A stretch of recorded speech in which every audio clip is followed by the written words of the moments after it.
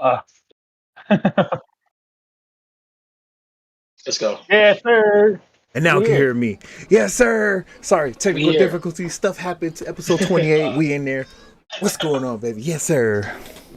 How's everybody doing? NBA episode today. And some other stuff if y'all read the title of the episode. Some other stuff. Let's go. NBA and some other stuff.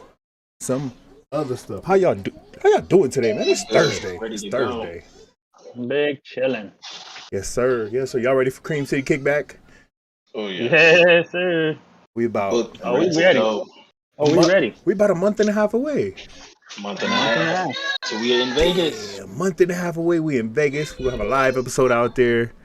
We'll have a vlog going. We might have everyone vlog their life over the next, over the month of February 1st all the way to the 10th. We'll Yeah. get that together, y'all. Yes, sir. Oh yeah.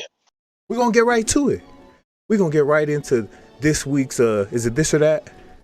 Yes, this or that. This week's This or that. this or that. So if you're just now joining, throw a TTE in the chat. Let us know what's up. Make sure y'all like and subscribe on the YouTubes.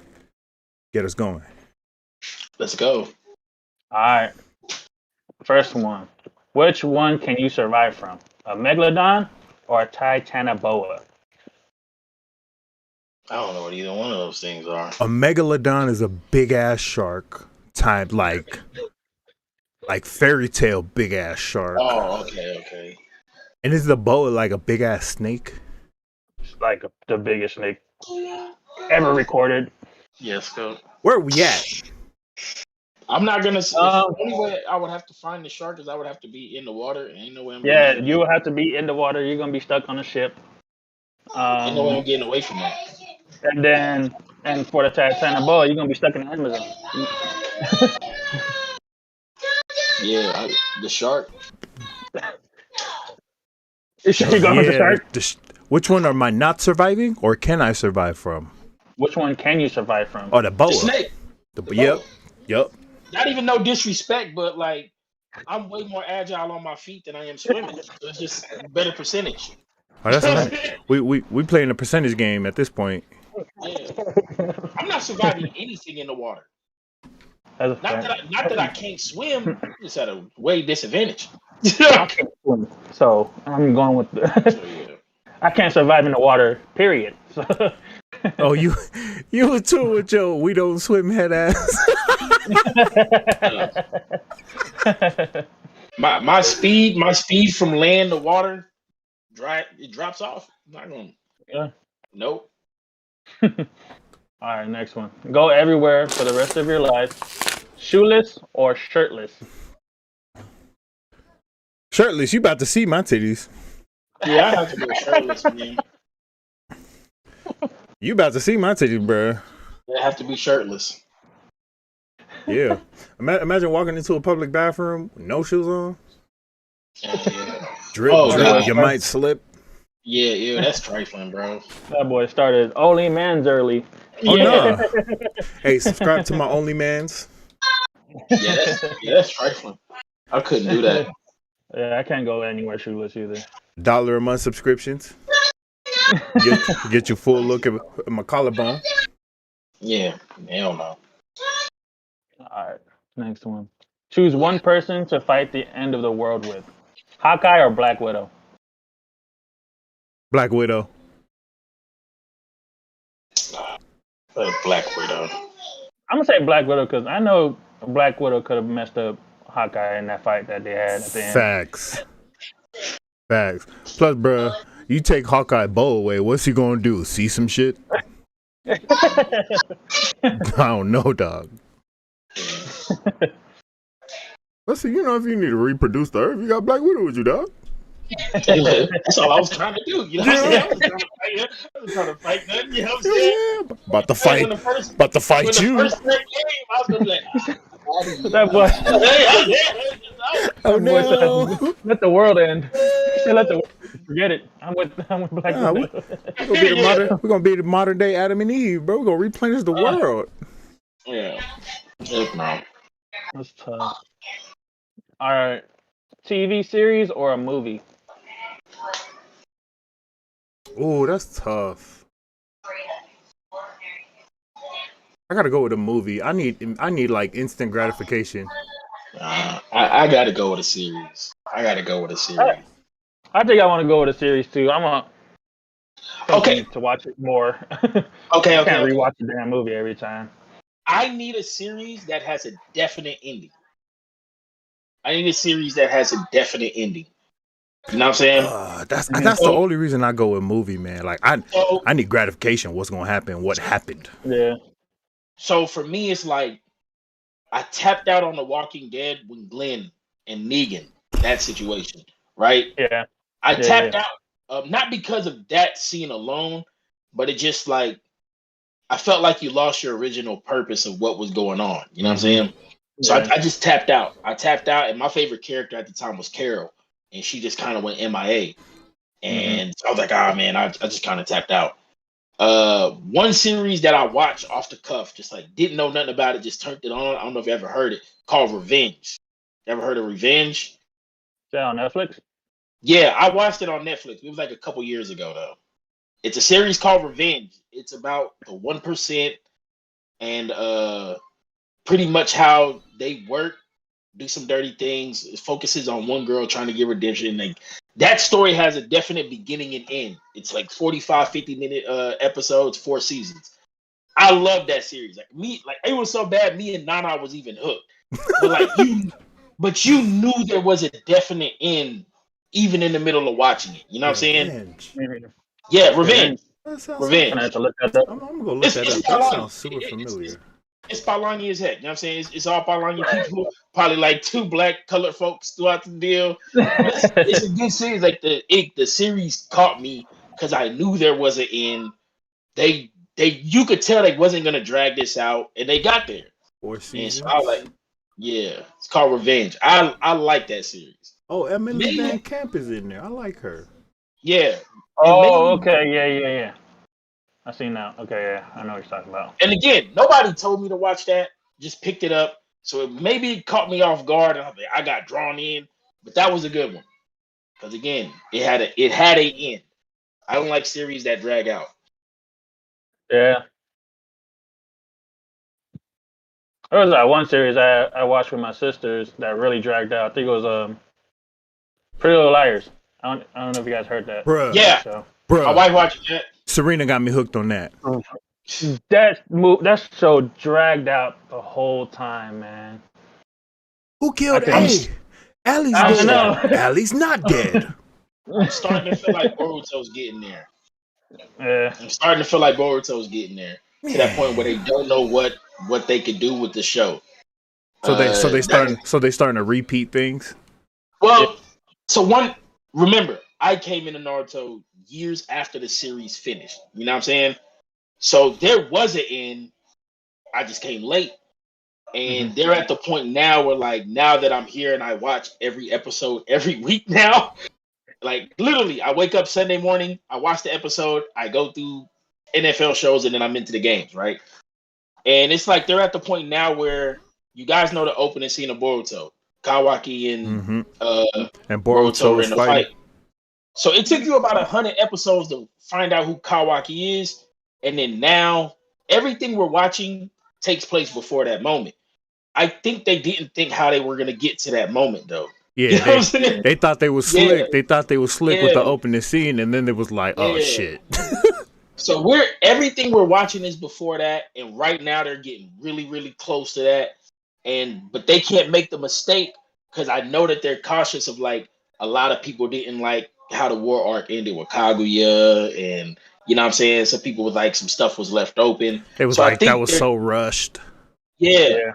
So I think that's what they're trying to do is like not leave plot holes, you know what I'm saying, or stuff that you could come back on. Yeah. And so I'm like now that I'm here, I'm like, okay, I can understand why people were so like mad back then. But I think they're starting to get there. And I'm not saying I want Boruto to end in a year, but I think we all know with Naruto, the one thing that made it what it was, as good as it was we all didn't just connect to Naruto to start. Yup. Everybody connected to a different character. You know what I'm saying? Everybody had a different favorite character. And then they kind of force-fed us Sasuke and Naruto. You know what I'm saying? You don't have that attachment with any of the side characters right now. It's just Yeah, it's just Boruto and Sarada. You know what I'm yeah, saying? the main character. Yeah. I mean, I like what they're doing. I like what they're doing because they're really giving you some backstory. Like, I think a lot of the feedback after Naruto was like, man, what could have been with this clan? What could have been with this clan? And then with how rushed the whole thing at the end was, bro, she came in, they mopped her up in like 6 episodes. Yeah. No fillers. Yeah. Mm-hmm. So so we'll see how it goes. Yeah, I think they're trying to get people now to connect to those characters. That's why they kind of had their little tuning exams and stuff. So it's like cool, but then everybody's like, "Yo, this moment's gonna happen," and then what happens after that? So I said it on your status, man. I think Hinata gotta die eventually for some Boruto development.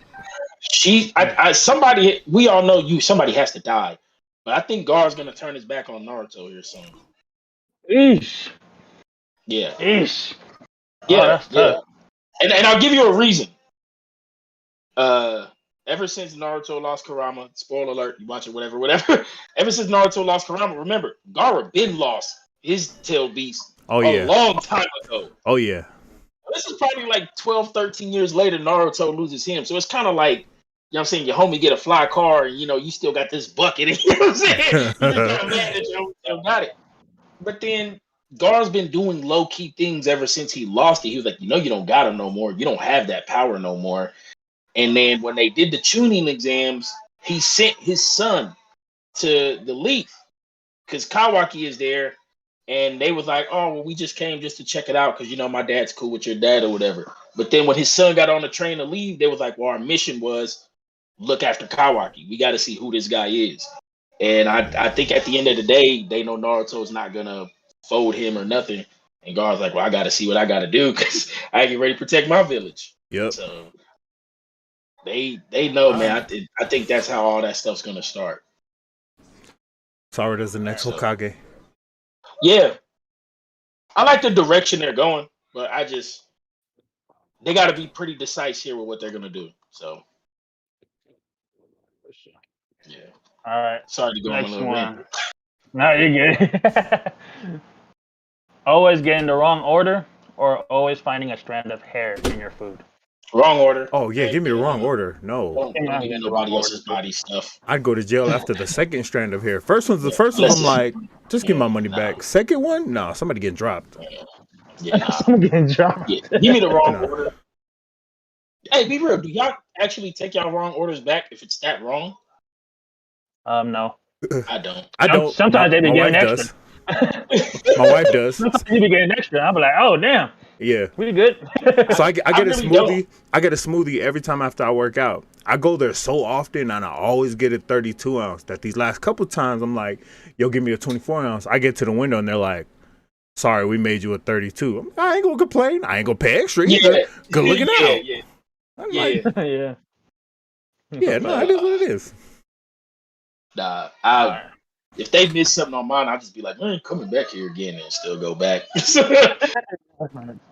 I'll never want that waiter again. Get that waiter again. All right, last one. A duo to start your team with: Gilbert Arenas and Danny Granger, or Bradley Beal and Andrew Wiggins. Gilbert and Granger. Yeah, I have to go Gilbert and Granger. Yeah, Gilbert I and don't think Granger. people realize how much Danny Granger was a really good scorer back then. For like a couple of years. Yeah. I'm gonna be really bold right now. Danny Granger is Carmelo if Carmelo got hurt. Yeah. That's how dynamic of a scorer Danny Granger was. Yeah. If he would have never got hurt, he was a bucket.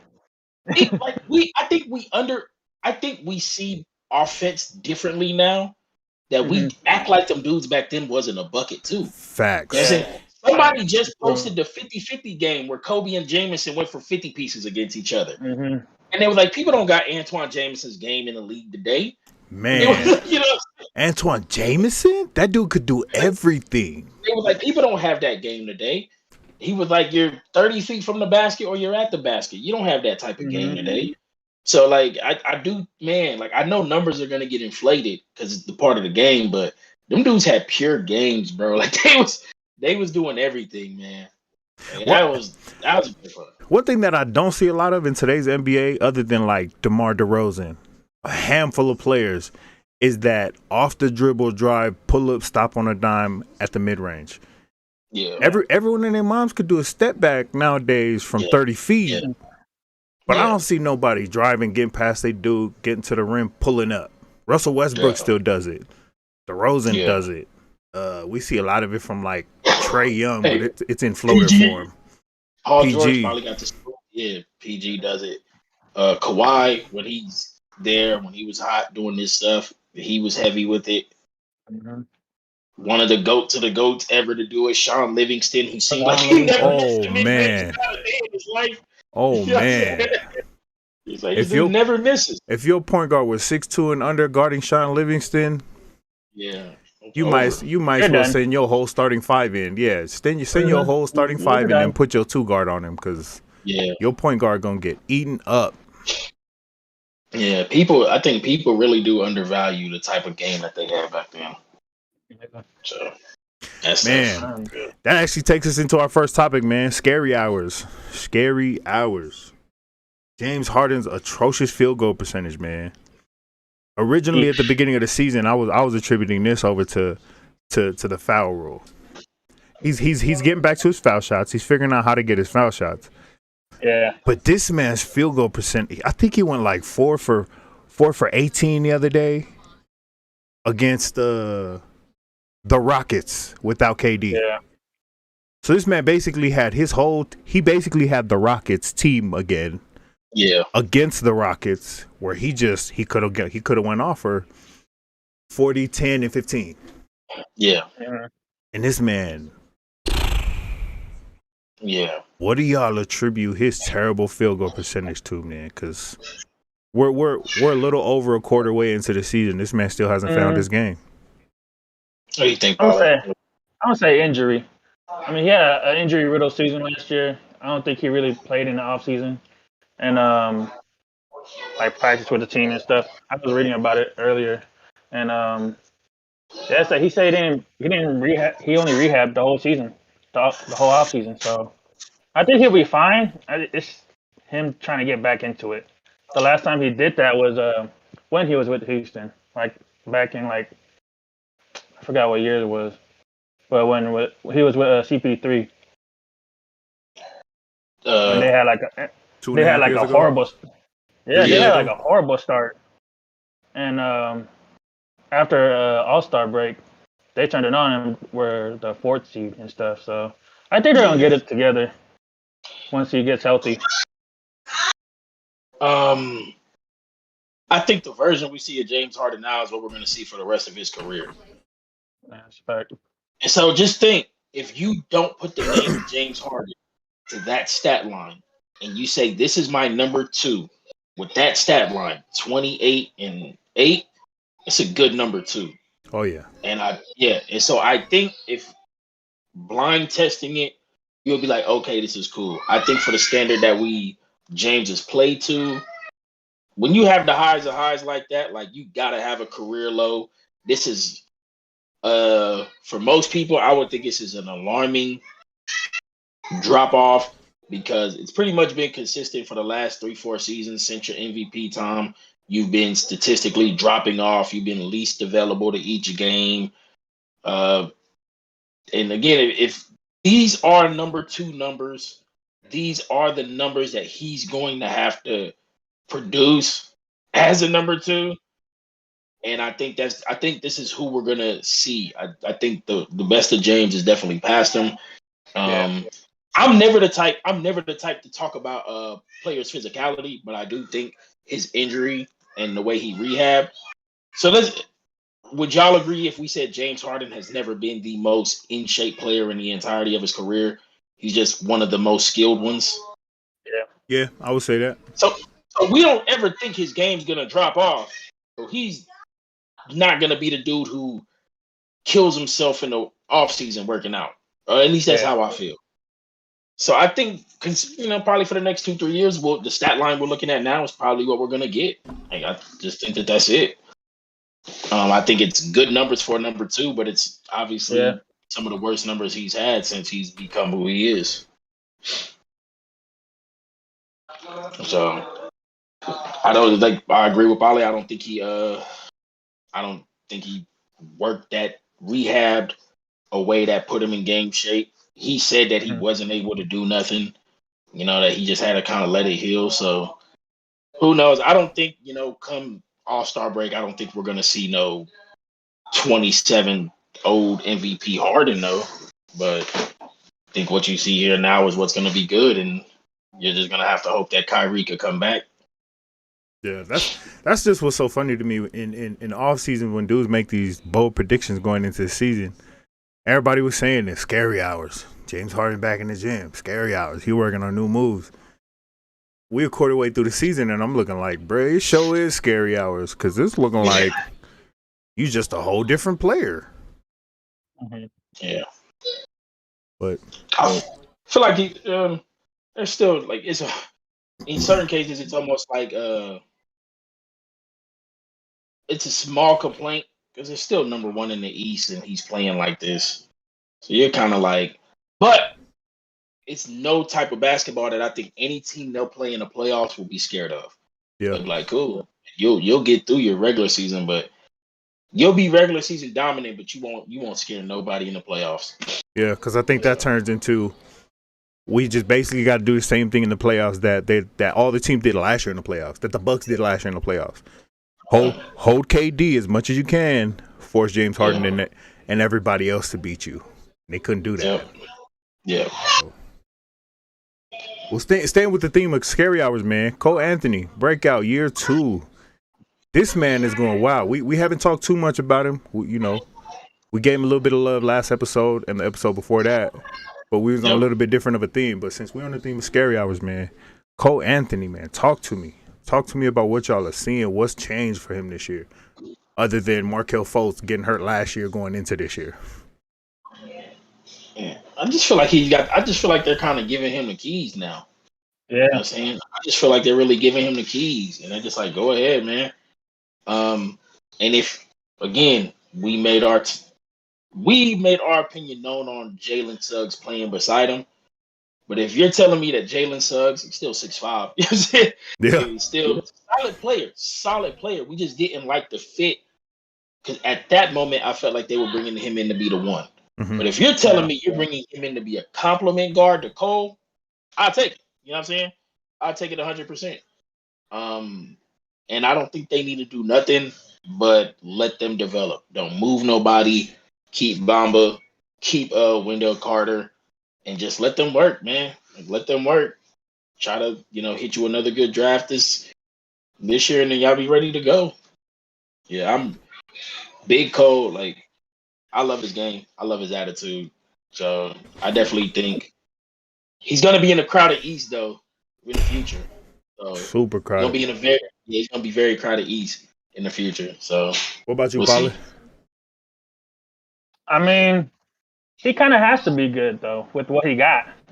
Yeah. So that's kind of where I'm taking the question too. Like, is he opening up his game and taking the keys, or is he a product of situation? Yeah, I think he's more product situation because no one's really developing in Orlando, really.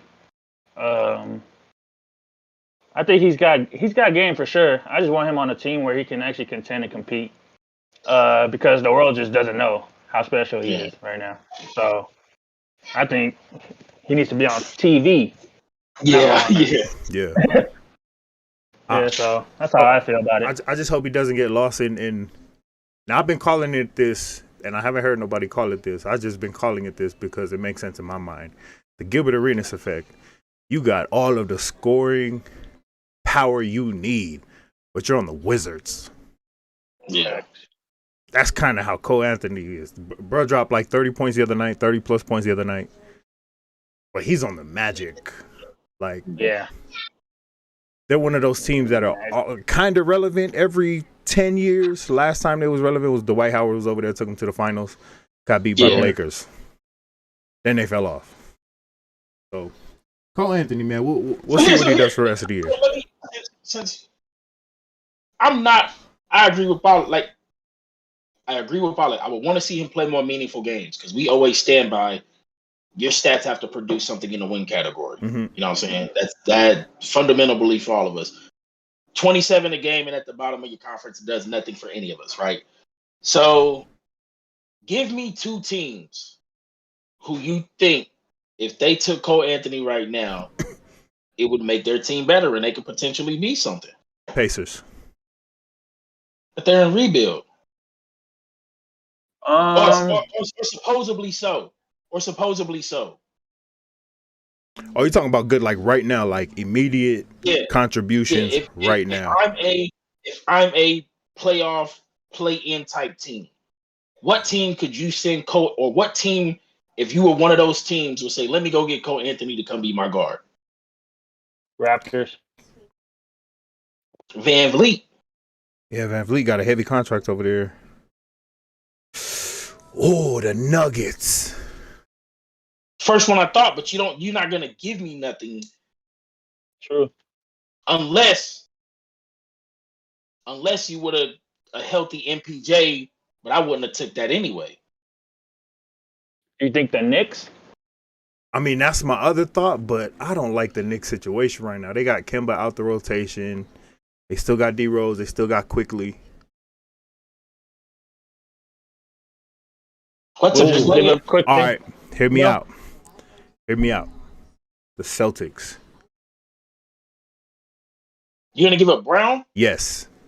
You're gonna do something else. No. You get real bold. You give up Jaylen Brown, and you might even throw Peyton Pritchard in there to throw a rookie contract back at him. Bring in Cole Anthony, and you almost throw an expiring contract that's on that roster over to Boston. Terrence Ross, perfect. Terrence Ross. You bring a guy off the bench like a 3-and-D guy. Who's your 3-and-D guy off the bench over there in Boston? They don't have one. Yeah. So you take Marcus Smart. That's very intriguing. You take Marcus Smart. You put him back at the 2. Put Marcus Smart back at the 2. You put Cole Anthony at the 1. You can move Jason Tatum at the 3 or the 4, depending on where you want him. I put him at the 3, Grant Williams at the 4, and then Time Lord at the 5. Bring Horford off the bench with Dennis Schroeder. That's Terrence tough. Ross. That's tough. Because right now, Jason Tatum and Jaylen Brown occupy the same part of the floor. With the other team's 2 best defenders. The 2 best defenders on every team right now is a small forward and a shooting guard. Yeah. I like that trade. That's tight. I would have never thought Celtics. Cole to Boston was one, but I also steered away from it because people are trying to push Dame to Boston. Yeah. I think it was, during shoot-around the other night, he was like, I ain't asking for a trade. I think Portland's going to have to force him out in order for him to go anywhere. Yeah. And I think that's the stance he took. Like, yo, I'm here, but if y'all going to send me... Y'all hear about the extension he just asked for? Mm-mm. Reports came out that he asked Portland for a 2-year extension at $50 each. Oh. Damn. He want the LeBron contract? Facts. They said something like 39 this year, 42 next year. Then the following 2 years is like 48 and 50. And he wants to add 2 more 50s on the end of that. No. I don't. Oh, God. He got the game for it. He just not in the right place for that. Yeah. Damn, another playing team. I mean, think about it, but reports did come out that Dame wants a two-year extension on the back of Portland. But it's almost like you're asking for them to draft and develop well and to get free agent signings because they can't buy nobody else in the next 4 years. Tough. Yeah, I can't think. Pulled the bell with the Knicks. He was like, "Yeah, I'll just take my money." I can't think of where else to send Cole Anthony though. I mean, maybe Cleveland. Maybe. They still trying to get off that Sexton contract, but you got Darius Garland over there. Yeah, who's more of he's actually balling this year. Yeah, he's more of a natural 2.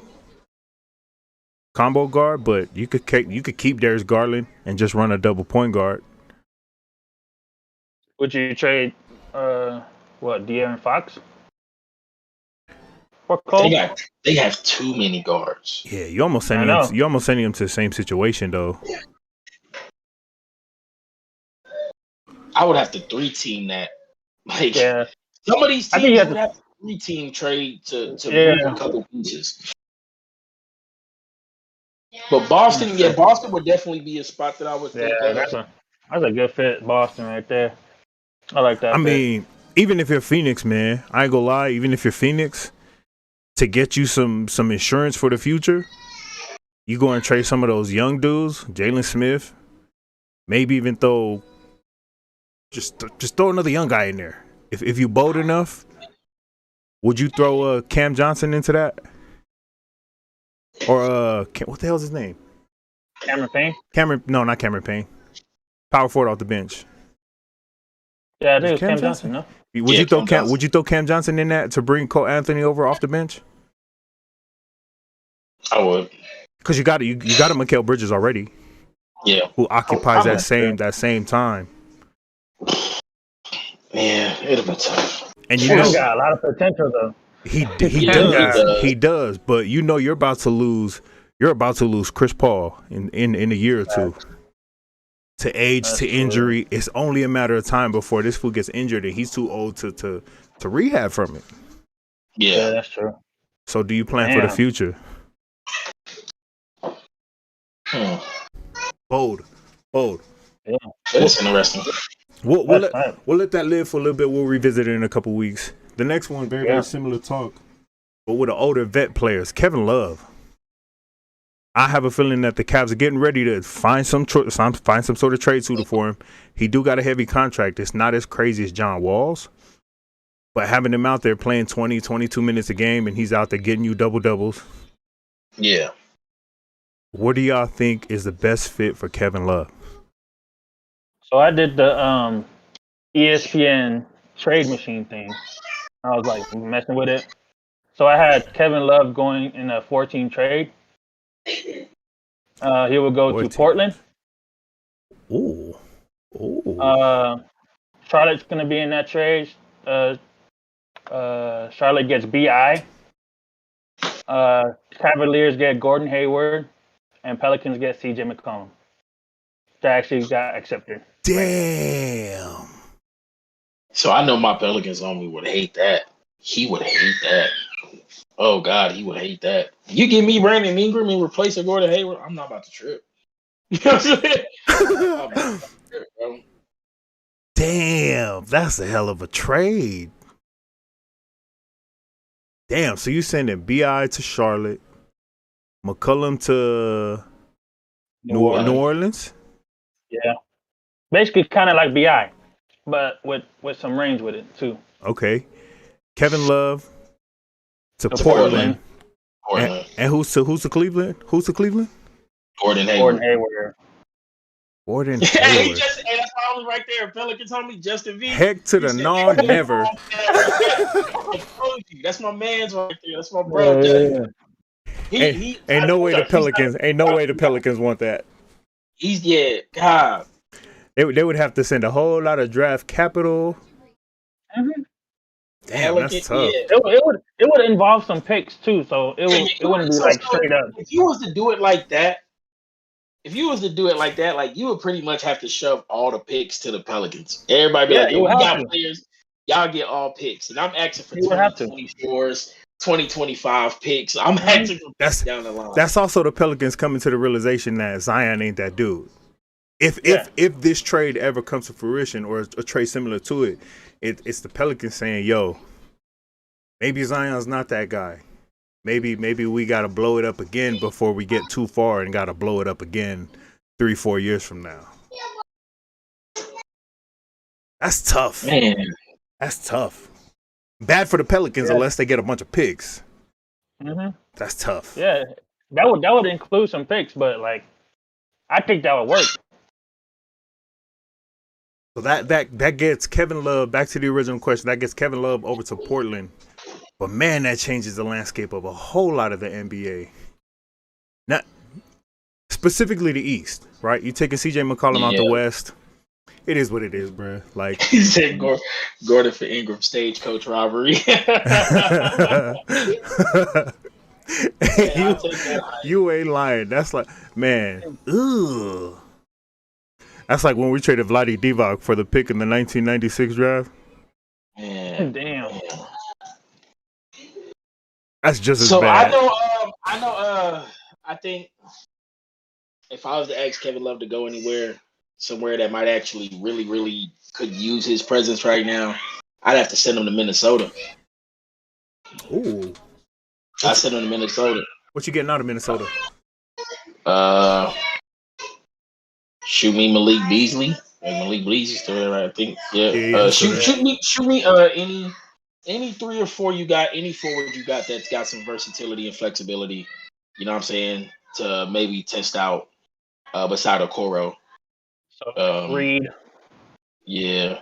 Because right now, I think Kevin Love, if he was to go to like the Timberwolves, and this is just, he could help Cat and Edwards and them hopefully start to build a culture over there, wise, and play his 20-ish minutes.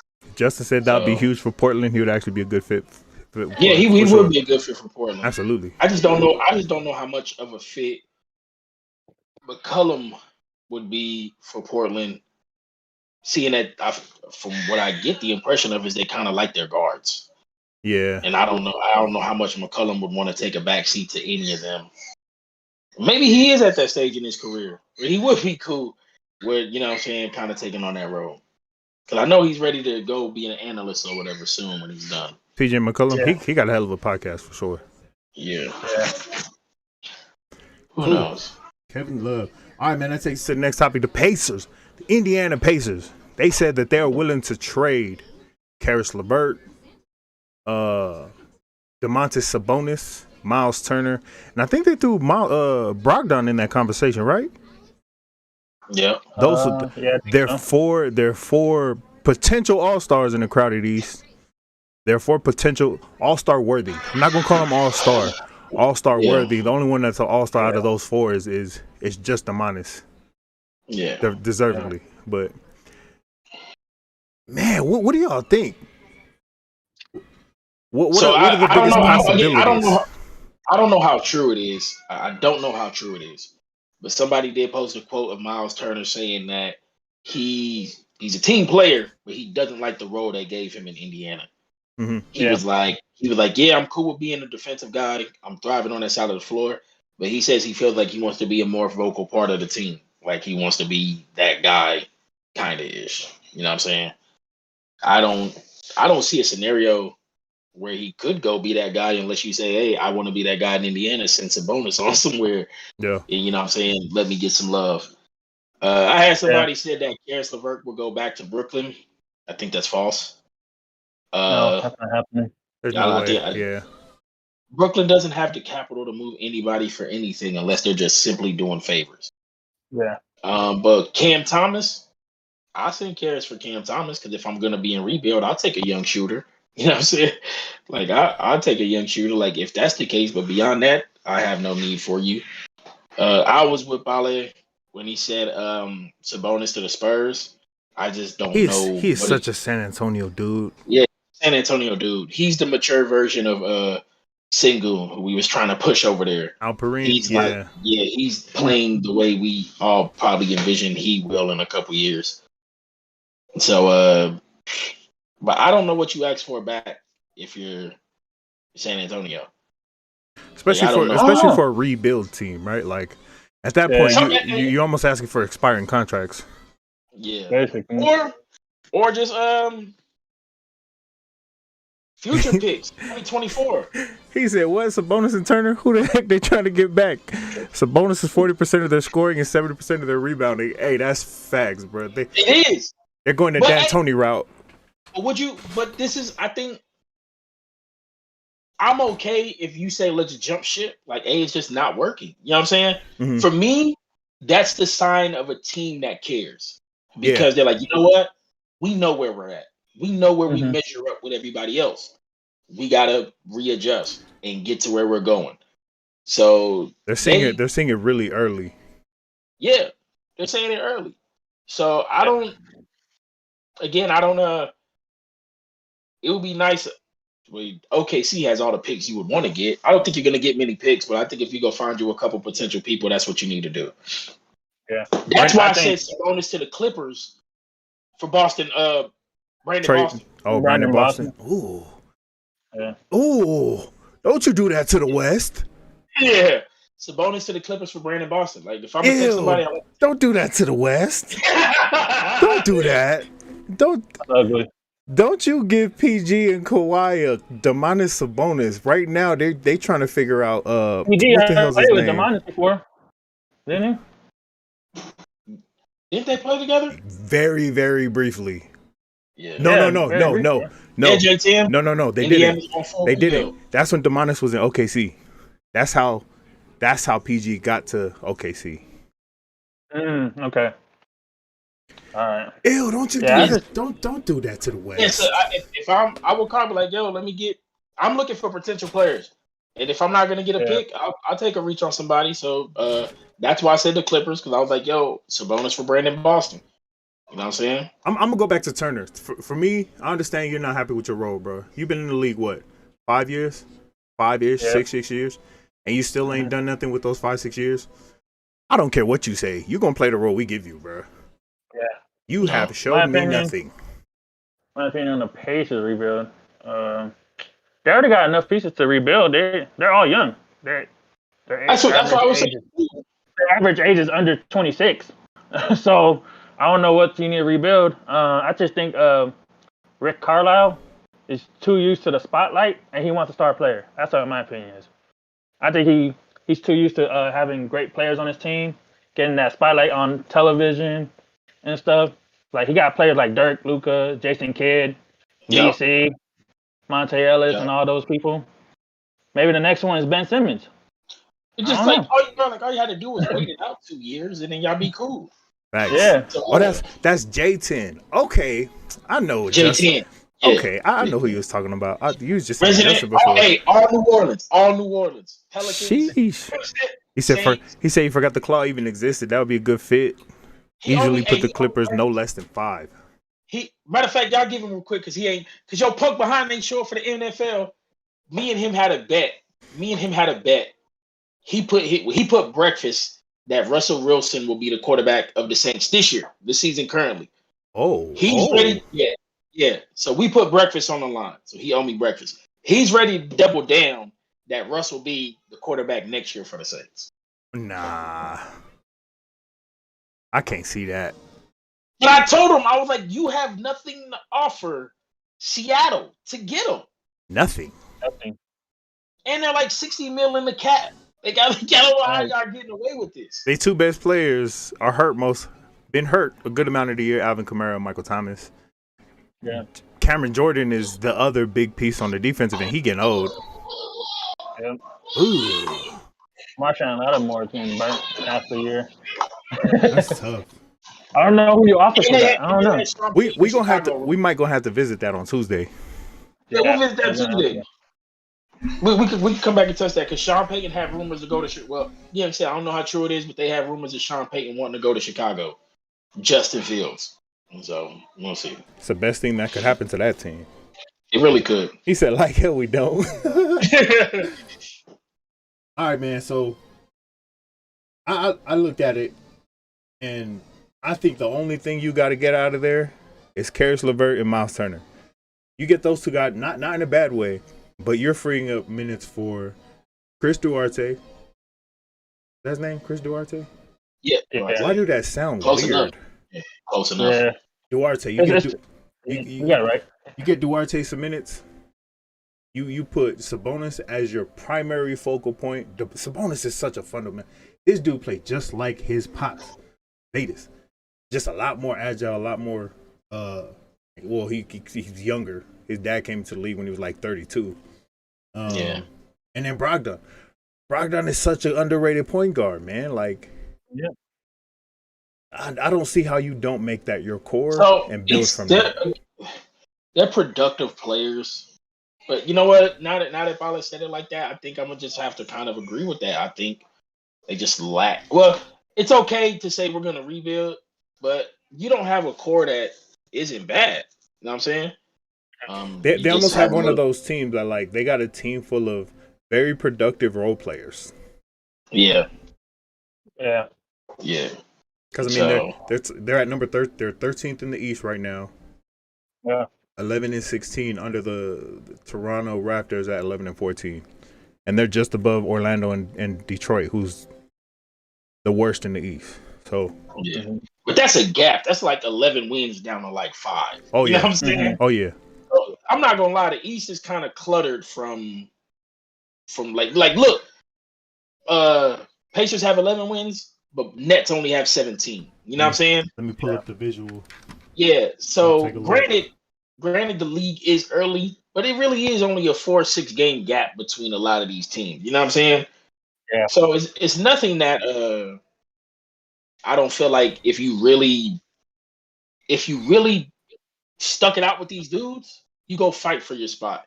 But again, if you understand your limitations and you don't like your makeup, so let's be honest, TTE Council, we now are taking over the Indiana Pacers front office. Do we go and be content with, damn, do I want to call it a starless Portland Trailblazers of the East? That's exactly what they are. Yeah. and get beat up with good players? Or do we say, you know what, let's go be OKC of the East and just say we don't got it? Indiana's a diehard town, bro. We know they're there for their basketball. So if you, I feel like them making that announcement now probably bought favor with their ownership and with their season ticket owners and be like, yo, you know what? We could be patient. Let us see the vision. It almost gives them a chance to be like, look, let's do it now. Let's call it right now. And I almost want to attribute a lot of that to Rick Carlisle. To Paula's point, he ain't used to not having a star. He's also not used to sucking. He's always in the playoff conversation from the 6th seed to the 8th seed. Now that the play-in is implemented, you got the 6th seed from the 10th seed. He's looking and saying, "There's no way we're making the 10th seed, and if we do, we don't want to be the 10th seed. We want to be the 6th or the 7th, at the very least." So next almost begs the question of who are they gonna make a play for? Who's on the market? Who's somebody that they can make a play for in their quote unquote rebuild? I would say Ben Simmons. So, but to send Ben, you have to send Sabonis. That's the only way I feel like they would do it. I feel like that makes Philly more dangerous than I would like them to be. Sabonis next to Embiid. And they don't have. Then they could put Tobias Harris back to his 3 spot. Yeah, and then that's tough. I think they would have to get LeVert in that trade too. They would put LeVert in that. At this point, you don't get 2. I will give you Sabonis for Ben straight up. Because if you just being honest, if Sabonis and Ben was a straight up trade right now, because you have a big question mark in Ben, you have a guaranteed great player in Sabonis right now, player for player. If we was to just do that right now and put Sabonis on Philly, Philly's Eastern Conference Finals, right? Oh yeah, I'm with J10. He said you just Thanos Philly with that move, bro. I hate it. Yeah. I love it. That's tough. I love it for the NBA. I hate it for me because, damn. For me, like I said, for me right now, with Paula's case, now we take Ben, we move Ben to play with Turner, Brogdon, and LeVert. I think he makes them better. And I feel like he makes them better too. Oh, damn. Because we all know Malcolm is a good point guard, but you know, I don't want him to be your dom. Like we are okay with his role now. But if you give him a Ben who is Ben, who is a playmaker, playmaker. Oh my goodness! I will not budge if it's you say win-win. The only way you get away with it is it's Ben Sabonis.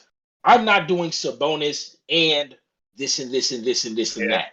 No, I agree. I will Ben for Sabonis. I will do it because as a Pacers GM, I would still have to face you eventually because you're in my conference. Yeah. Now Sabonis for Brandon Boston in 2024, 2025 picks, I could do because I'm not gonna have to bother with that to make my run. He said that's a great move, either Sabonis or Turner to Philly. I don't think Turner. They both have the ability to stretch the floor, but I think Sabonis would be like that dude. It's like, because they're essentially saying, yo, all-star for all-star. What's good? We're giving you basically the same exact production. Maybe not through assist category. We're giving you pretty good categories. Yeah, I'm not budging because of the. I can stand by that. Sabonis for being straight up. Is Morey still the GM for the 76ers? I don't know. I don't know. I believe he is. I believe he still is. Yeah, because Portland doesn't have a GM right now. That's who doesn't have a GM. That's what got me confused. Yeah, he's still it. He is, but I think Doc Rivers has full control a lot of that too. Yeah. Granted, he still got to go get signature from Daryl Morey to be like, hey, bro, I'm gonna do this. You cool with this? Mm-hmm. Sheesh. Pacers, man, that's a hell of a rebuild. I think you almost vote yourself into the play-in conversation with that one move. Yeah, because dudes forget how good Ben Simmons is, man. Yeah, and it's the longer he doesn't play, the more it gets on my nerves. Like, Ben Simmons is not a scrub. No, he's not by any means. This man was top 3 conversation for Defensive Player of the Year. All those times while Embiid was hurt, man was a 22 and 12 easy. Yeah, he could average a triple-double if he wanted to. Like, I don't know, man. I would do that. I would do that if I'm Philly. Sabonis for being. Yeah. All right, man. We're gonna go over into college prospects. I am not too familiar with a lot of the college prospects coming out, so I had to dig a whole lot. Me too. But this is more so just so we're not burning out. We still got 4 more months of NBA, 5 more months of NBA basketball we got to talk about. We're trying to keep the NFL heavy focus now that we're getting into the playoffs. But making sure that we don't burn out every single topic that we have, even though we ain't talking about LeBron every single episode. Yeah. But college prospects, man. We all know about Chet. We all know about Pablo. Who else should we be keeping an eye out for going into the 2022 draft? I can't remember his name now. First, I was watching like all the prospects highlights. Patrick Baldwin from Milwaukee. Ooh. I was watching his game. He's just like MPJ but healthy. So I think his game is there. I think put him in the right place. I think he could be a dominant option, like probably like the Magic, maybe. Patrick and Baldwin. Just look him up. He's really nice. Oh man, I can't remember the kid's name now, but I think he's from Purdue. Purdue kid. God, I can't remember. I done lost his name on this now. I think the other one was I put it down. It was James Jacques. I don't know how to say his name, from UCLA. One of those Franz Wagner type players. Yeah. I don't think people realize how he was a shooter in UCLA that got him to the Final Four last year. Sheesh. So this is what he's a sophomore, junior this year. Yeah, I think he's a junior. Said Jayden. J10 said Jayden Ivey. Jayden Ivey. Jayden. But yeah, Ivey. Patrick Baldwin. That's the one who I really got my eye on because he's pretty nice. If you guys go watch his highlights. Where's Jayden Ivey playing at? I'm really missing his name, but I think there was one from Jayden Ivey's from Purdue. And there's some kid right now in the G League who's like, there was it too because I saw his videos and he just had a calm game. Jayden Hardy. Yeah. Jayden Hardy. Yeah, Hardy. He's at Kentucky with Amani Bates. I thought he went to the G League. Him and Amani both went to not Kentucky, Memphis. Oh, to play for Penny. Yeah. Both went to Memphis. Memphis or Kentucky. God, dog, them Blues always get me confused. He said Jayden. Yeah, he is in the G League. From the G League? Michael Foster? No. Next time I gotta write it down. Next time I gotta write it AJ down. Griffin. Oh my God. AJ Griffin is somebody to look at too. I think he gets lost over there in that Duke. The Duke hype. But what's he like? 6'6". He's almost an undersized forward, a big shooting guard. Yeah. He's pretty nice. He got some 3-and-D potential for sure. But being selfish, right? Being selfish for your own team. Based on where your picks will potentially be at the end of the season, who are y'all looking at in this draft based on where your potential draft pick will be? I mean, probably will be what, late first round? Peter will be like middle to late first round. I don't even think the Lakers have a first round pick next year. Probably another 3 for our team. You don't think Kuminga fulfills that right now, or is it just like for the sake of draft capital? Yeah. Yeah. Even he could be a small ball 5, even. So. Damn. Maybe. I was looking at it. J10, let us know what you want for the Pels. So we'll be like lower, 28 through 30. So like maybe Peyton Watson from UCLA, small forward. He's nice. Basically, they said that he's a longer Derrick Jones. A longer Derrick Jones? Jeez. Jeez. Maybe that. I have to look up Patrick Baldwin. J10, who are you going to be looking for? Kind of like what Vita said for the Pelicans. Come your time to pick. I say y'all being like Pelicans top 10 Pelicans pick. might have a top three pick. Top 3 pick. Jeez. You think they got that kind of luck though? Come the draft lottery. Yeah. I'm okay giving them top 10.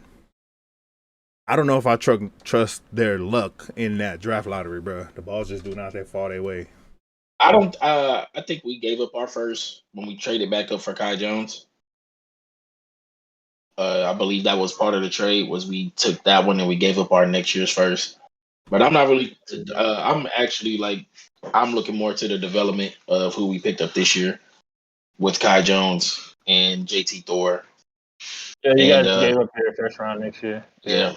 And Scotty Lewis, Soy's sleeper from last year. Yes, sir.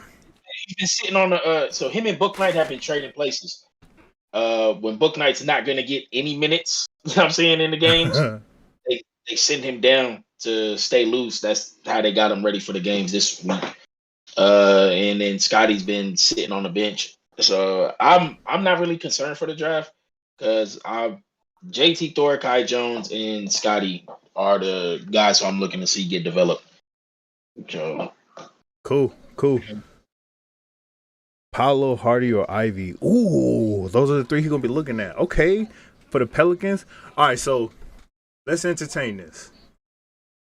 Paolo goes to the Pelicans. Somehow, some way, the Pelicans get 1 or 2. And whoever's at 1 doesn't take Paolo, they take Chet. The Pelicans take Paolo. What does that Pelicans team look like? Because they take Paolo, make no moves. Their core is essentially going to be Paolo, BI, and Zion. How tall is Paolo? It's like 6'10", right? Yeah, 6'10", 6'9", 6'10". Paolo 6'10", right? Yeah, I believe so. BI is like what, 6'8", 6'7"? He's like 6'9", 6'8". Oh, okay.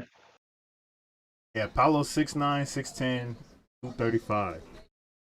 Do everything. Basically, they're gonna basically look like the Western Conference Cavaliers.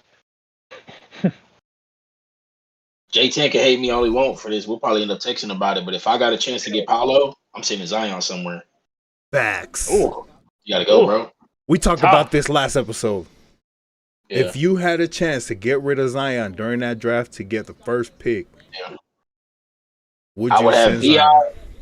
I would have Bi, Paolo, and I would move Zion. Yeah, I think that meshes better. Bi and Paolo, and then Bush. What's it? Because Valanciunas. Bi's already getting paid. Yeah. Paolo will be on a rookie deal, and eventually I'm gonna have to pay Zion. Yeah. So Herb Jones has been playing great for them these last handful of games. Nice 3-and-D guy. Not necessarily 3-and-D guy. He's just a two-way player. I'd almost get away from the 3-and-D and give him a two-way player. This dude has been shutting down a whole lot of people. So since he's got like I would send. We've been trying to do this for a minute. So let me say this: New Orleans Pelicans now on the clock. Number 1 pick, Chet Holmgren. Number 2 pick, the city of New Orleans selects Paolo. Boom, ding, ding, ding. Trade alert comes in. Boom. Zion to the Spurs, like we've been saying. Get Popovich, Zion, right? Nobody can do Zion. And in return, you're gonna give me DeJounte, Josh Primo, and a future first. Oh, I would take that. Oh my, bro! You just turned Forgive me, Vita. You just turned the New Orleans Pelicans into the Hornets, and I like it. Jason said he's down with that move. Well, I think he's down with the Zion move. To the Spurs. You give me DeJounte. You give me Josh Primo, because Josh Primo is only going to be like 20 going in the next season. That's a lengthy team, though. Yeah, and you give me like a 26 first. Give me like a 26 first, and then that's it. And Devontae, that's nasty, bro. Who you putting at your 1? DeJounte, obviously. DeJounte's at your 1. Yeah. Are you bumping Devontae Graham to your 2? Devontae Graham's coming off the bench, bro. He's coming off the bench. Yeah, he's going off the bench. Graham is your starting guard. You don't have a contending team. I know this schedule. You'll probably put like Josh Hart. Josh Hart would be my. Josh Hart, Paolo, Bi at the 4. No. Bi's at the 3, and then Paolo at the 4. Paolo at the 4. And then Valanciunas. Yes. I like Bi at the 4. Just because he create. Oh, true. Either or. It don't even matter. It doesn't matter. Valanciunas is having a career year this year. Yeah. Oh my goodness! And then your bench is Nickeil Alexander Walker. Am I saying Nickeil? Yeah, Nickeil Alexander Walker, Devontae Graham. You still got Trey Murphy on that bench. Herb Jones, who's having a great defensive year this year. A lot of young pieces there, man, to make it work. Hernan Gomez on that team. This man has been lost on every bench in the league. Facts. But this man is a rebounding monster. Yeah. This man is a rebounding monster. Hernan Gomez. Give that man some love. Y'all didn't watch the Olympics? Y'all don't know. He was getting boards for Spain. I know from NBA fantasy purposes, I pick this man up whenever I'm losing rebounds every week. And I know he's going to get some burn. I'm like, bet. Let me go get him off the waiver wire. Yeah. I don't have a pick, so I'm looking to develop J10's case, like we said. Paolo is the player that I want if I'm the Pelicans. You know what I'm saying? That's the player that I want. I don't want Chet if I'm them. And you got Joshua Primo on a rookie contract too. That's tough. That's tough. I feel like if you're gonna get Joshua Primo, you send Kyra Lewis to the Spurs too. Like, I'll send him. Just for the sake of roster count, like. Yeah, I'll send him. I think because one of them is gonna get lost in the bench, so to send one of them. I'll send him. That's cool with me. Go do your thing over there. Where does that put the Pelicans, hypothetically speaking, next year? It wouldn't put them nowhere. It wouldn't put them nowhere next year. Okay. I think they wouldn't do nothing next year. Yeah. That's a 2024 move. But unfortunately, that's going to be closer to the end of Brandon Ingram's contract. But you have the space enough to give him a little extension. So they say y'all need to take Griffin. Yeah. Get That's his what I would. behind out of there. You got the Mhm. ability to give. Again, this is a 2024 move. Mainly Mhm. because of one, you need time to develop. Two, you also need some of the bullies ahead of you to start deteriorating. You have the financial space to be like ABI, extra 2-3 years on the end of your contract because we're not really paying nobody right now. And then that's it. Off of that move alone, you should be able to get another free agent signing.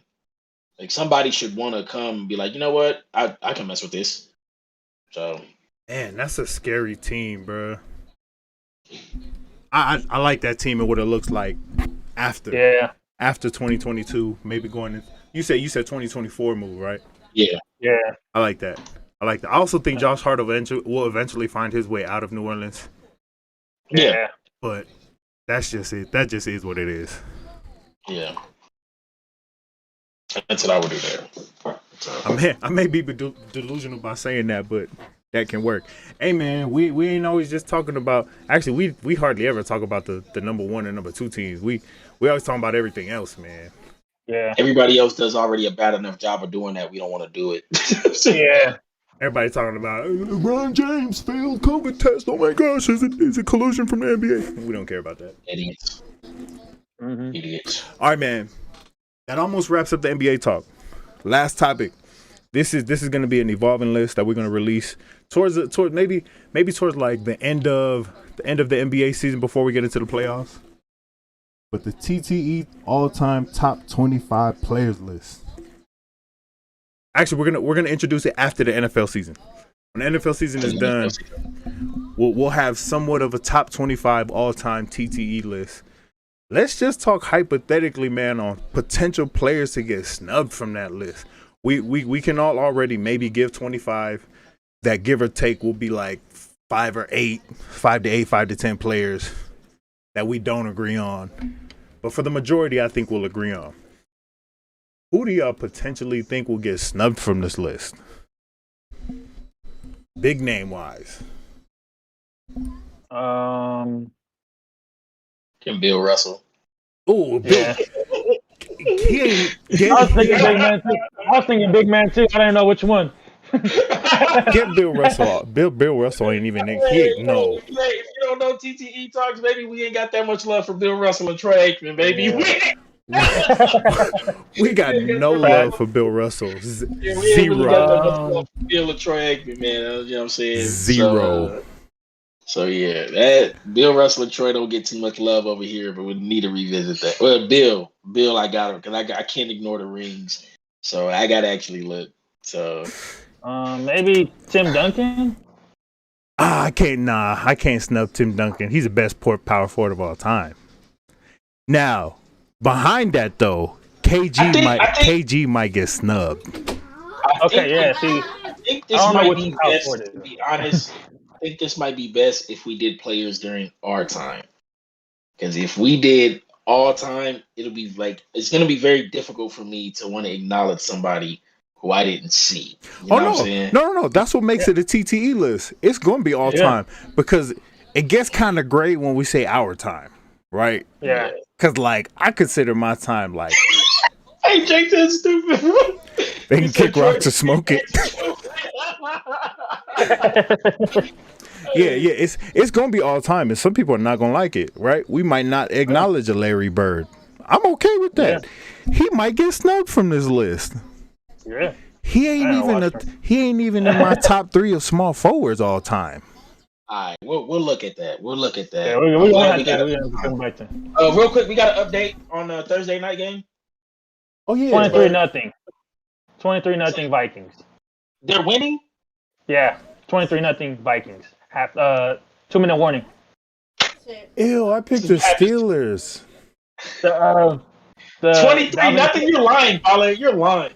Dalvin Cook has 13 carries for 144 yards and 2 touchdowns. Wow. Hey, did you see the score? Yeah, KG will probably be snubbed for sure. Okay.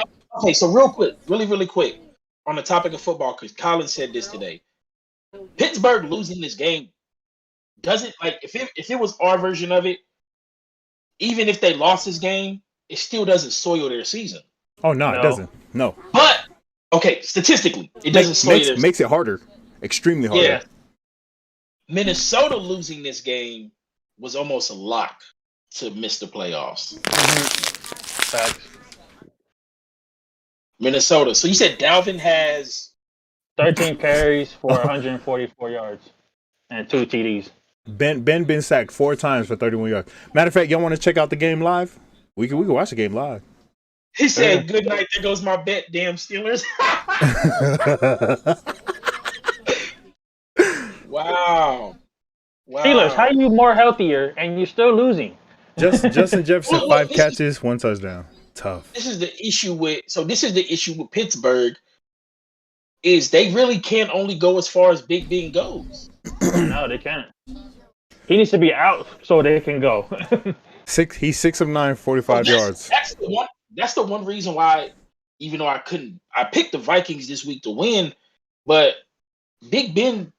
So next week, no matter who the Steelers play, I would think about picking him because he's gonna have 10 days rest. Oh You know yeah. what I'm saying? I wasn't gonna pick him. I wasn't gonna pick Big Ben on a short week. Them bastards losing me money. Oh man. We can check. We can check out the game live. We can throw it on here live. I mean, it'll probably be a little delay for y'all, but I ain't tripping. We ain't tripping. I seen the scores enough. I didn't think it'd be 23-0 at halftime. Dub. So when I submitted my picks last night for TTE for Cream City, I didn't know that this morning this fool Dalvin Cook was gonna say, "Hey man, I'm healthy. I'm playing." Yeah. This was my picks with Matt. Matt. This was my pick with Madison, not with Dalvin Cook. Now this man has 13 yards, 140. I couldn't trust Big Ben on a short week after an intense game like they had to play. I just couldn't. I was just like, I don't see how you turn around and can repeat that. You know what I'm saying? Just him. I mean, Paul has been one of the big proponents of it. He's always, he was like, yo, Vikings got a good defense. So that's why I was confused when people was like, Vikings got a bad defense. Like sports analysts. I'm like, they just had a bad play, man. You know what I'm saying? Like, Bad play. Just a bad play. Like, bad defense. We all have one. So there was I saw Cepha posted to Steve Smith how we talked about the Chiefs, flag football team, so forth, whatever. Yeah. Steve also said if he was Pittsburgh, as much as he would want to look for a quarterback, he wouldn't do it if there wasn't a contingency plan in place. And then he said it. He said, because my stupid hometown team, I think he's like a Saints fan or something, said that they got a bad quarterback situation. You know what I'm saying? That's what Steve Smith said. Not me. That's not me. What Steve Smith said. He said, that's not me. Whatever. Yeah. He also said Claypool. He said there's no number one receiver on Pittsburgh's roster. No. Like he was like Claypool is just jump ball. He's like no separation, no none of that. He was like just take away the deep ball and he's done for it. He's like Johnson's too inconsistent, and he was like just Juju's just he was like he's not a number one. Juju's a great compliment receiver. Just like the Pacers. There's a bunch of role players. Facts. With no number one.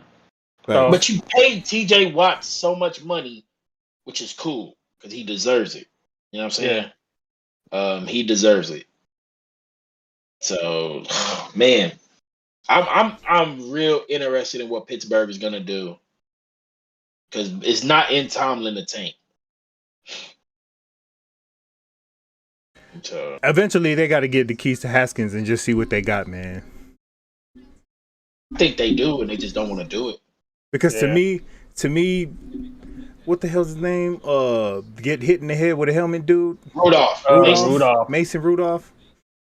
He ain't it. Hey, screw you, Steve Smith.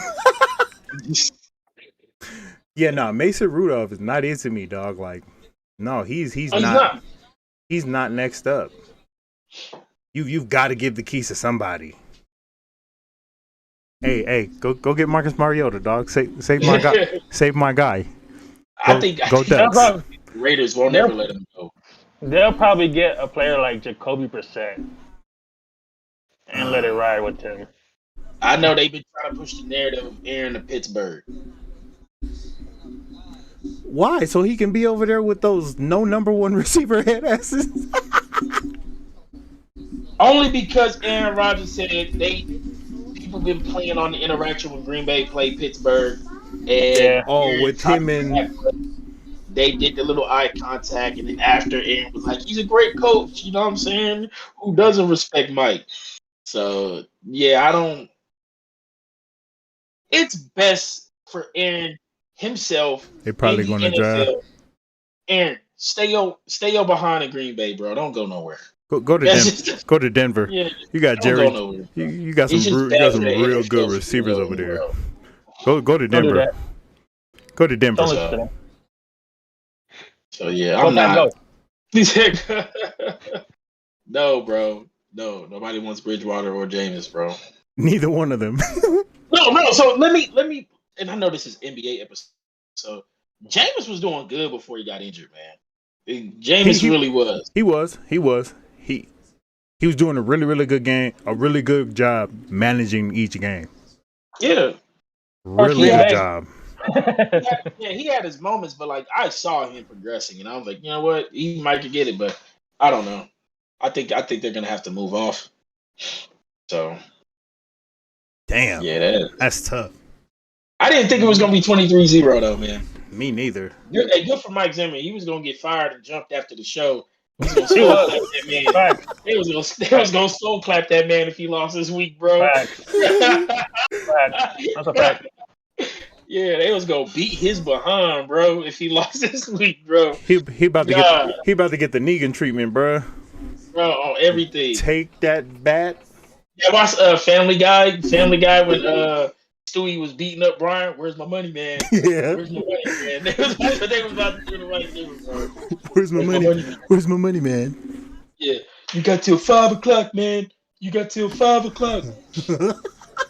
Yeah, that's crazy. All right, man. 23-0, man. All right, man. I'm gonna take it into the next segment. The next segment that we're gonna try to keep it here every NBA episode. It's not just gonna be NBA though. It's gonna be start one, bench one, cut one. At the Start, bench, cut. at the best of their career, best one season of their career. Start one, bench one, cut one. So we're gonna go with Patrick Peterson, Okay. Richard Sherman, and Talib. What's his name? Aqib Talib. Aqib Talib. Keep the lead. I keep wanting to say Talib Kweli, the rapper. Aqib Talib. Patrick Mine's is just Peterson. in that order. Mine's is just in that order. Start Patrick, bench Yeah. Richard, cut Talib. Yeah, same. Damn, y'all made that quick. Yeah, that was like Pappy's best season was tough. Y'all made that I think it was- quick. I think it was punt returning too at the time. Yeah. Oh, he sure was. Yeah. Yeah. Patrick. Patrick Peterson start, bench Richard Sherman, cut Aqib Talib. Okay. All right, here's the next one. Best seasons, right? Best season. Best single season. Rob Gronkowski, Jason Kelsey, and Greg Kittle. Travis. Travis Kelsey, my bad. I'm looking at a picture of Jason Kelsey being possibly Oh, injured for man. this week. So Uh, that one's not hard to start. I'm starting Rob Gronkowski. Gronkowski. Y'all just made a whole lot of Chiefs fans mad. I'm going Gronkowski. I'm gonna do. I know out beginning of the season, I did say Kelsey is better than Kittle. And Kittle. Beginning of the season, yeah. But now, like watching Kittle's games for the past weeks and stuff, and he's progressing to be healthy. I'm benching Kittle and I'm cutting Kelsey. I'm doing the same. Yeah. Start Rob, bench Kittle, cut Kelsey. Yes, sir. I'm good with that. What you doing, J10? Gronk, Yeah, Kelsey, Kittle. We'll let that marinate. We'll see what his answer is. All right, so the next one.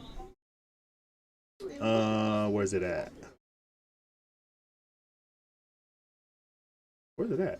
Okay, so this one is an NBA guards duo battle. NBA guards duo best seasons. together, not single season as a player. Best season together, collectively. Dame and CJ, John Wall and Beal, Kyle Lowry, DeMar DeRozan. What was the first one again? Dame and CJ. Dame and CJ. Damn them Chiefs. J10 right there with y'all. Dame and CJ, John and Beal, and Lowry DeRozan. so I'm gonna start Dame and CJ. I'm benching Kyle and DeRozan, and I'm cutting Wall and Beal. Oh, that's tough. Just because their best seasons together, CJ and Dame been to a Western Conference Finals. DeRozan and Kyle's been to a Eastern Conference Finals. And then LeBron told them how they were going to lose. Yeah. And then Wall and Beal, it's always like a first or second round exit. Ooh, he brings facts. He brings facts. Okay. That's my reasoning. Okay. I can't argue with the reasoning, but if we're talking about individual players, like just player for player, right? Like not on the team, best seasons. I think John Wall is the best person on that list, bro. If you go individual player. It has to be those duos having best season together. Best seasons together. John Wall was 20 and 10, dude, right? Like close to 2 steals a game. He was.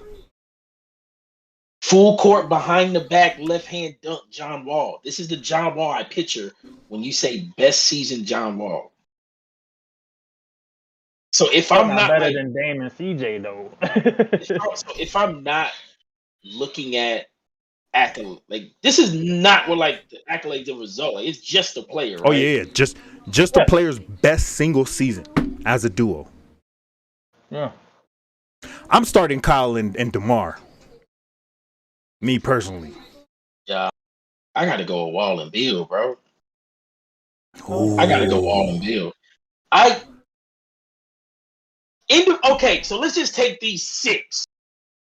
At their very best is at their John very best. Wall. Yeah, at their very best single season.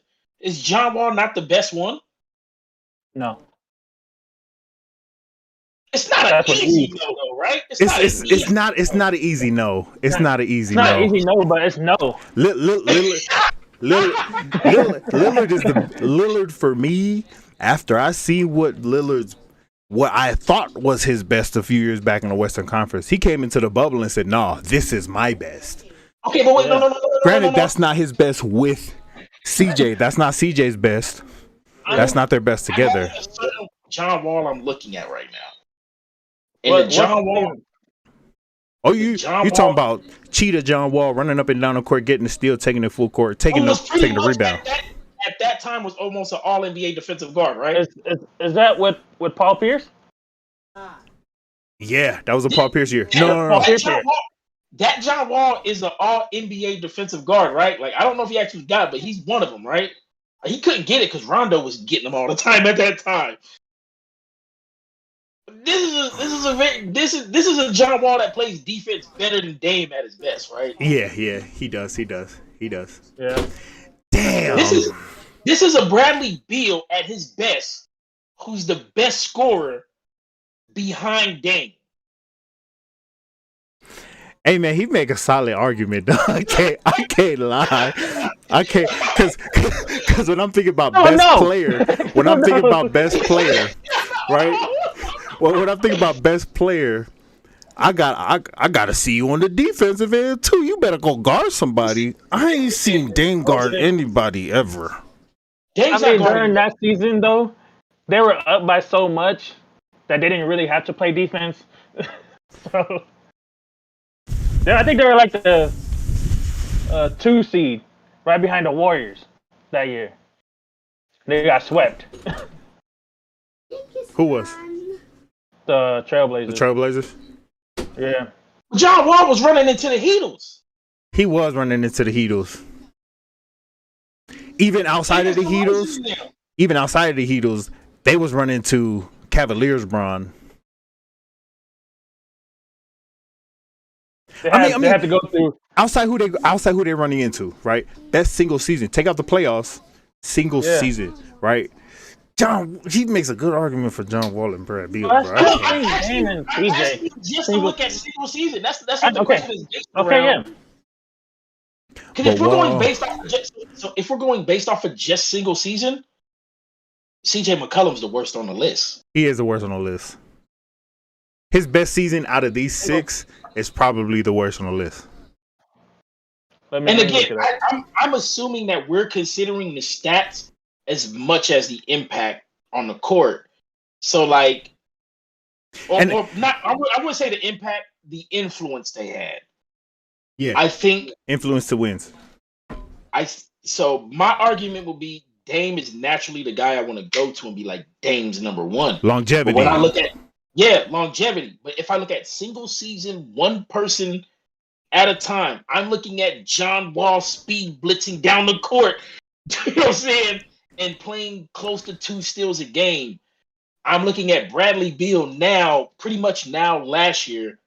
And if I have to take those 2 single seasons and put them together, that's a really, really tough for me to be like, that's who I'm going to go with. If I'm only looking at single season. These past 7, like just single seasons, like CJ McCollum's been averaging 22 a game behind Damian Lillard, who's already averaging like 28 at the time. You can't tell me he's the worst on the list when they both averaging the same amount, and Wall is barely averaging 20 and Beal's averaging like 25 to 28. Damn. Can ask both Beal and Wall to play both sides of the ball, though.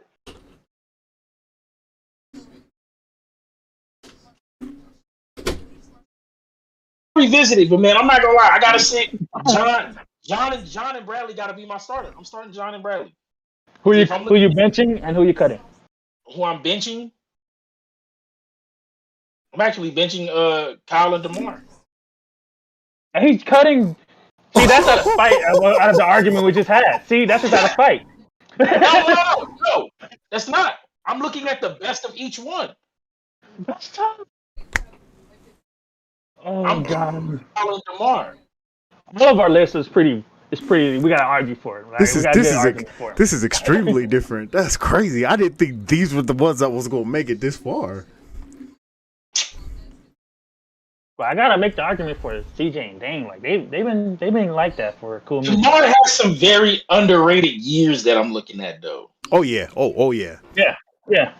So I'm looking at DeMar backpacking Kyle in his best years, like I look at Dame leading CJ in his best years, though. You know what I'm saying? Mm-hmm. Yeah. So I have to take them as a package deal. So I would prefer to take DeMar at his best. To be honest, and I would prefer to take Dame at his best.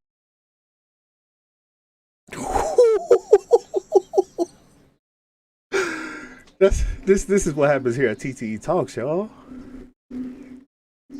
How you cutting Lowry and DeRozan? I can't give him on John Wall. Like John Wall at his best, best John Wall. The very best John Wall. Like it's a dope dude, bro. That's tough. That's a dope dude, bro. That's tough. Jayden said, "I'm sick. How you cutting Lowry and DeRozan?" Ooh boy! And remember, y'all, this is where it might be getting cluttered. This is the best single season. Now that's what I'm saying. I'm only looking at best single season. Yeah. We gonna move on for this one. If we need to bring it back to the council and bring it back to the podium, which probably needs a revisit sometime soon, we'll bring it back to the podium. Yeah, it's gonna be who wants the smoke. The podium of smoke. All right, so we gonna talk about 3-point specialists, and it's not the ones y'all are probably thinking about. Best single season: Kyle Korver, JJ Redick, Danny Green. Kyle Korver, easy starting. Easy. Easy? No, I can't Not say not that easy. easy, but Danny Green's benched, and I'm cutting JJ Redick. You're cutting JJ Redick? Yo, I thought it was Yeah. easy to cut Danny. I'm not even gonna lie. I thought it was really easy to cut Danny. You're cutting JJ Redick? I'm cutting JJ Redick. Oh, this is I'm starting Corver, benching Danny, cutting JJ. That's tough. I'm So we're sorry, going off JJ. single season. Best single season. Best single season. I ain't even just asking about 3-pointers. I'm talking about their best single season. I gotta start JJ and bench Kyle. That's where I'm at. And I gotta let Danny go. That's crazy. That's tough. So when I think about best single season for JJ Redick, right? I'm thinking about the NBA Finals JJ Redick. On the Magic. Oh no, not the Magic JJ Redick. Right, even the Clippers JJ Redick. Even the J10 says Clippers. Redick, Corver, goodbye Green. Oh yeah, goodbye Green. Green's that dude. Corver. Man. Corver, I think, has one of the longest streaks with a 3-pointer consecutively back-to-back games. With a 3-pointer in consecutive games. But man, JJ Redick, dog. JJ, God, man. JJ. Oh, this is a tough one too. That's just me. Dang, He played for the Clippers, so he can get all the smoke. JJ Redick got cut. All right, the next one. 6-man. We got Manu Ginobili. We got Lou Will. We got Jay Croft. Best single season. Start one, bench one, cut one. Jamal Crawford. Manu This one ain't gonna Ginobili be as difficult for me, to be honest. and It's Lou Williams. Manu, Jamal, and Lemon I Pepper think Lou gotta go. I think Lou gets cut. Lou gets cut. Damn. I'm starting. I'm starting Manu. Crawford. I'm starting Crawford. I don't know. Crawford was just different in every team he played for. Damn. And I'm benching Manu and I'm cutting Lemon. Yeah. I'm going Manu, Crawford, cutting Lemon Pepper Lou. All right, here go. Y'all ready for the next one? Yeah.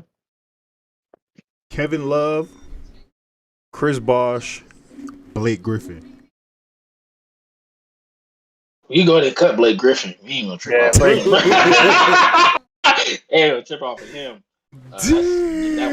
Get that one off the way. T Wolves, Kevin Love. I think I'm starting. Kevin Love Was I different. think I'm starting over Bosh. T Wolves, Kevin Love was so. Oh man, I think he had the double record, didn't he? double record, bro. And that was big boy Kevin Love at the time. That was big body. Big body. Straight out of UCLA. Yeah, man. I think I'm gonna say Kevin, Chris. See you, Toyota Camry. We'll catch you later, Griffin. I'll let you play a Kia Soul, whatever it was. I'll let you later, my man. Man, I guess that was easier than I thought. All right, here goes the next one. Start one, bench one, cut one, take away all the accolades. Start Crawford, bench Manu. Sorry, thank you, JT. Start Crawford. Thank you. Just start Crawford. Thank you. Start Crawford. You started Crawford. I started Manu. Thank you, Bobby. Yeah. Dang. Get this guy. Jay Crawford was different. Jake, the fact that this man said my 10 best moves I ain't never shown in a game. Mm-hmm. What? Crazy. All right, take away all the accolades. Take away everything you know about these quarterbacks. Who are you drafting? Actually, we'll do the start one, bench one, cut one.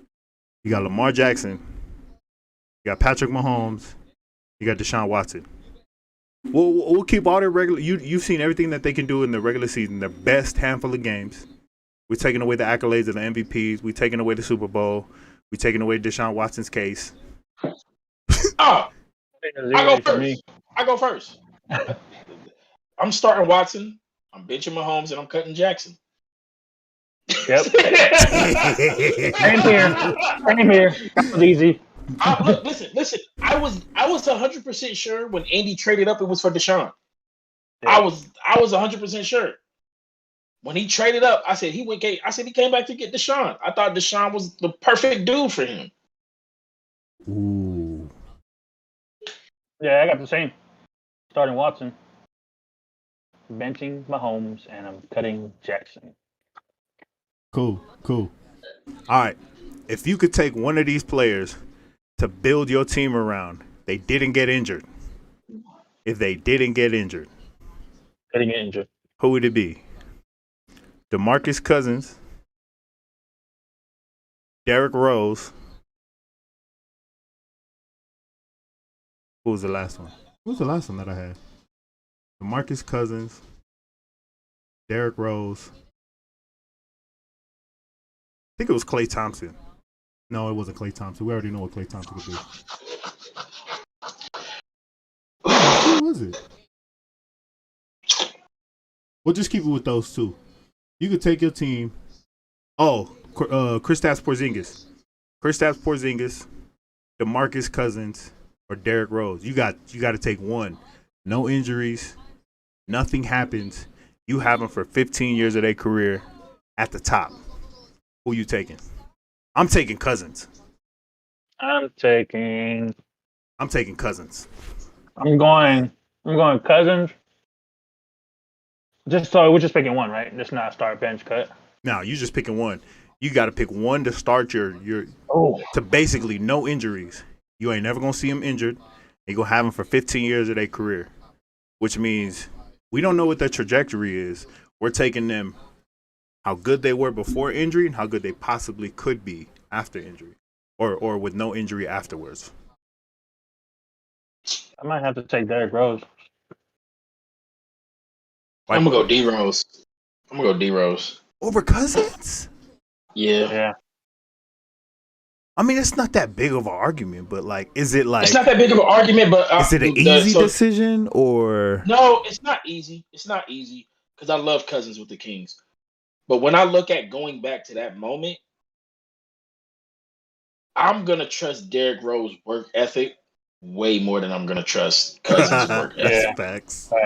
And that's the only thing that made me go Rose is because I was like, look, if I go back to that moment, I can trust D Rose to keep without the injuries to keep adding to his game. I don't know where I could trust Cousins' mentality and focus to stay and maintain. Because like you said, when you said we don't know the trajectory, the first thing I went to was who can I trust to keep putting in the work then? And I know I could trust D Rose without the injuries to keep putting in the work. Damn, that's true. I mean, I still gotta take Cousins. J10 said it. The stuff that he did in New Orleans, man. He was a dog in Sacramento when he was the number one guy. You put him next to another All-Star, or those dudes. I think if Cousins didn't get hurt, they probably would have been Western Conference Finals. Yeah. I could just again, I'm looking at more work ethic, and then what I know in that case won't be the wild card. You know what I'm saying? There's no wild card with D Rose. 1 second, John. Why D Rose, Polly? Same reason, similar reason? Yeah. Same.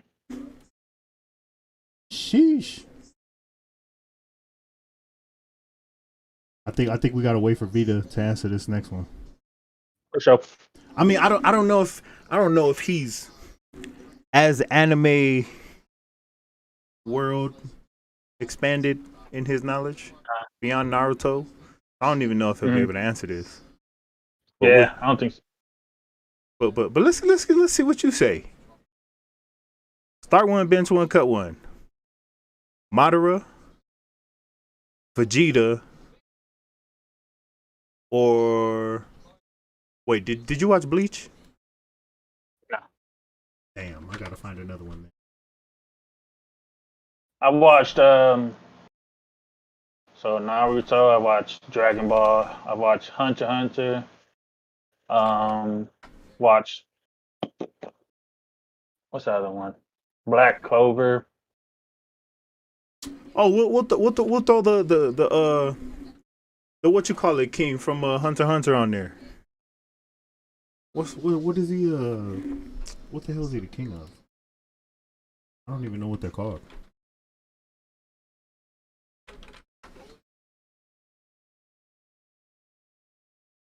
I'm back out. Where we at? Doing an anime start bench cut. Hey, real quick. I use the restroom. You know what that question reminded me of? What was that? Thinking about it. Would you take Ja Morant or Zion Williamson? Ja Morant. That's funny. Yeah. That's what it made me think Ja. of. I was downstairs like, is there something I could come out like? Would you take Ja Morant or Zion? You could go back and redo it. That's basically the question we're asking. Yeah. The Lakers lost to the damn Grizzlies. Bless you. Come on, man. All right, so I don't know how versed you're gonna be able to answer this one, but start one, bench one, cut one. Madara Uchiha, Vegeta, or Meruem from Hunter x Hunter. I ain't watched Hunter x Hunter yet. I haven't watched that yet, but I actually need to get on it. He's the Chimera Ant King. But I need to get on Hunter. Knowing those two, Vegeta and Madara, who are you taking as your all-time villain of those two? Probably you can answer for all three. Start one, bench one, cut one. I'm going Madara. From as far as I know, I'm going Madara. Ooh. Madara Uchiha.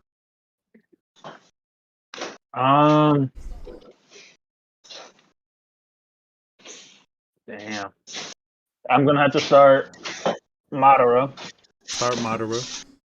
I'm benching Meruem. Ooh, yes, sir. And I'm putting Vegeta. That's right. Meruem. If that bastard didn't self-destruct and kill that guy, Meruem would have been the villain. Hey, That's a fact. she started Meruem. Yeah, because if he didn't self-destruct and kill him, it wouldn't. Yeah, he would be the villain. Wait, are you caught up? What on Hunter x Hunter? I'm finished with Hunter x Hunter. Oh, okay. Yeah, she started Meruem, benched Madara. Yeah, Meruem was. Yeah, Vita, we got to get you on Hunter x Hunter, man. Yeah. Meruem was. Yeah. Vegeta was. He's a little punk. You can just swat him. I think if Piccolo had a chance, I think he would have fucking swatted him away. Bruh, Piccolo.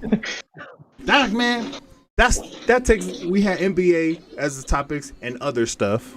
That's all I have for the NBA. I mean, there's not really any other topics. We're pretty much heading to the end of the episode, man. Any final thoughts from y'all? Anime, anything like that? Game. What anime watch?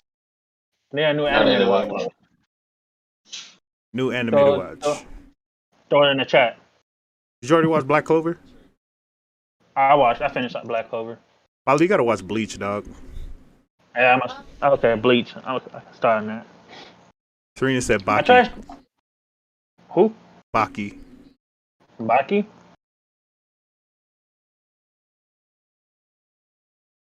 Oh man. We're hard stuck plat on Apex Legends.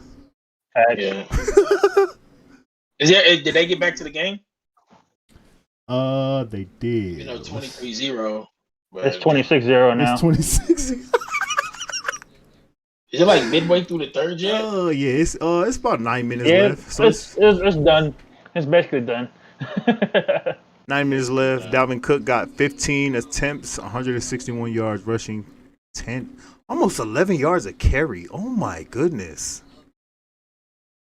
Is this who the Buffalo Bills lost in the first game? Bruh. Bruh, what the? Really lost, bro. This is bad. Even Alexander Madison got 4 for 25. Well, so let me tell y'all this now. TTE Talks will be back Tuesday. after Pittsburgh losing like this and the Lakers losing, I would tell you to go back and watch one of our previous videos because you're not going to hear nothing good on mainstream sports media tomorrow. So please tune off, subscribe, like, do all of that good stuff. Because with this loss to Pittsburgh and Lakers losing, they ain't going to do nothing but talk about crap during the day. And I already know, so I'm going to be looking for something else to listen to during the course of the day. Yep. Yeah. Don't waste your time. Go watch episode 27 and 26. Next Thursday, we get to drink. Drink, baby. Creamies with Paulette. Let's go. Creamies with Paulette. Let's go. Paulette's gonna suggest a nice what would you call them? What's the right word to call them? I just call them a nice beer. Is it a lager? Paulette is our India Pale Ale. Connoisseur of the finer tasting things in life. There you go. The liquids. So he's gonna suggest to us one, and we're gonna try it every 10 episodes. So next Thursday, we will be having us something to drink. Little bottle, whatever. A little can. We might have a 12-pack that if we don't like it, we might just throw it away. That's what we're doing. All right, y'all. J10. Hey, man. I'm looking forward to get you on one of the episodes, man. Yeah. But that's it for today. That's it for TTE Talks episode 28. Make sure y'all like, subscribe, follow us on TikTok. Most definitely follow us on YouTube. Please and thank you. Yeah. Send it out to your friends. Stop watching First Take because Stephen A. got a big head and he lies. Yeah. But all right, y'all. We'll catch y'all Tuesday for a recap of the week NFL 15, and week 15. Yep. Yes, sir. Good episode, fellas. We'll catch y'all on Tuesday, same time. We out.